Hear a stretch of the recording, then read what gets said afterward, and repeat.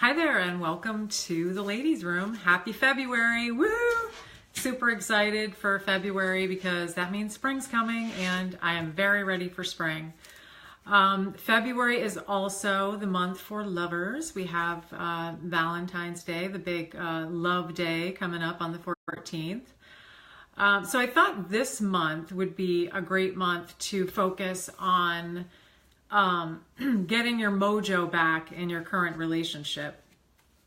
We get lots of letters in. Hi there, thanks for coming out. We get lots of letters in about, people struggling in their long-term relationships, and it happens. One of the things that happens now, there's relationships that, where people are just not compatible.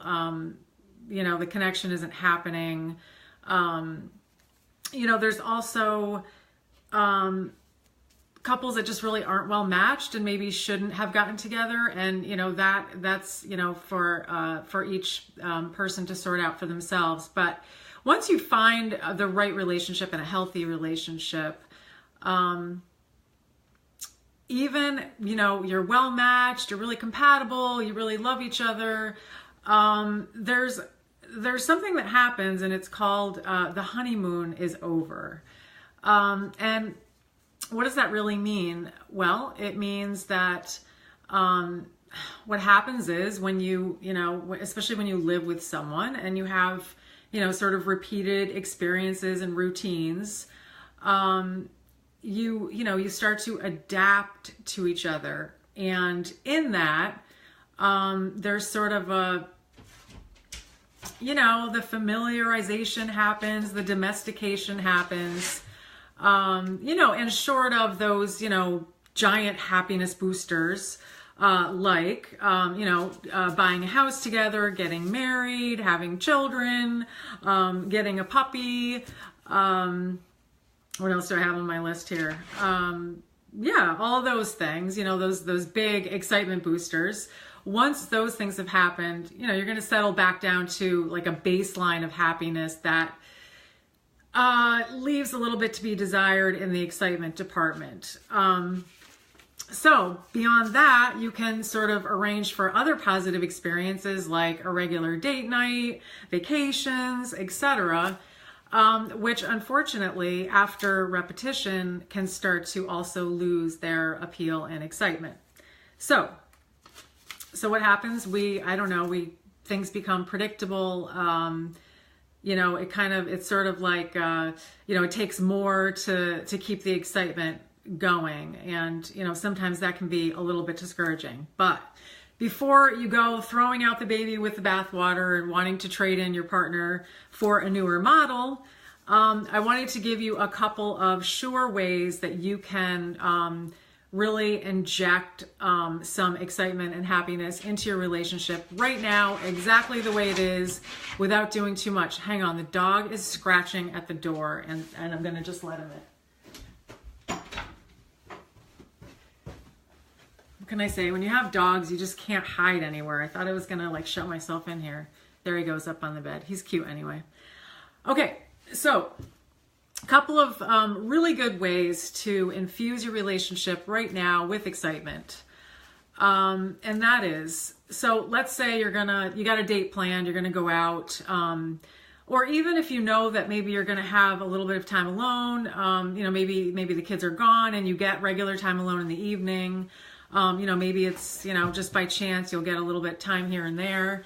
So that there's going to be some time coming up. So to really consciously set an intention for that time. So let's just say you're, what you've really been sort of like dreaming up in your imagination is like, God, I wish we could go back to those days when we were first dating and we were just sort of all over each other, and I'd sit on his lap and we'd kiss in public, and whatever your current fantasy you're running about your relationship, there's a good visual, a good intention for you to work from.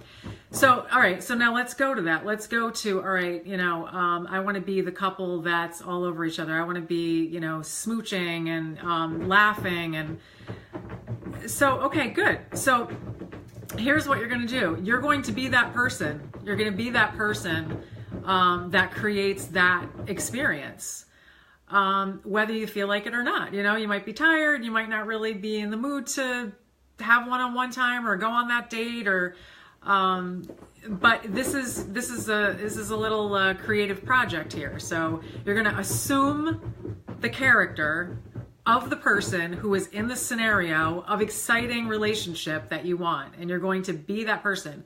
Live it, be her. You could think of it like, you know, if you were his new girlfriend, or if you were just starting to date him and you were super excited about him and you really wanted to win his heart. How are you gonna behave? And be that person, be that woman.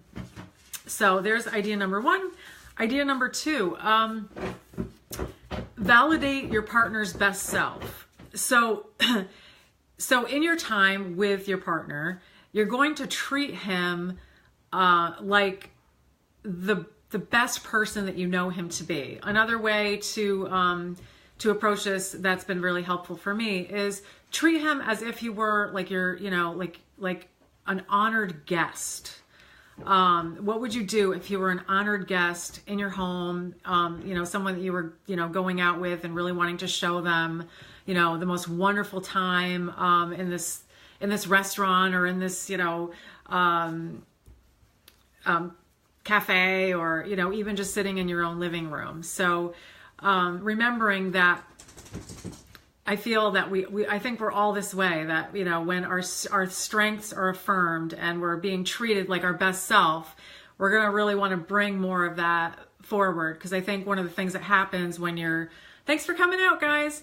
One of the things that happens when, we're living together, we're familiar with somebody, we start to sort of see how things could be a little better, and we want to perfect them a little bit. And it's easy to focus on, on criticisms, on things that we want to have different, rather than what's super awesome and great about this person sitting across from you.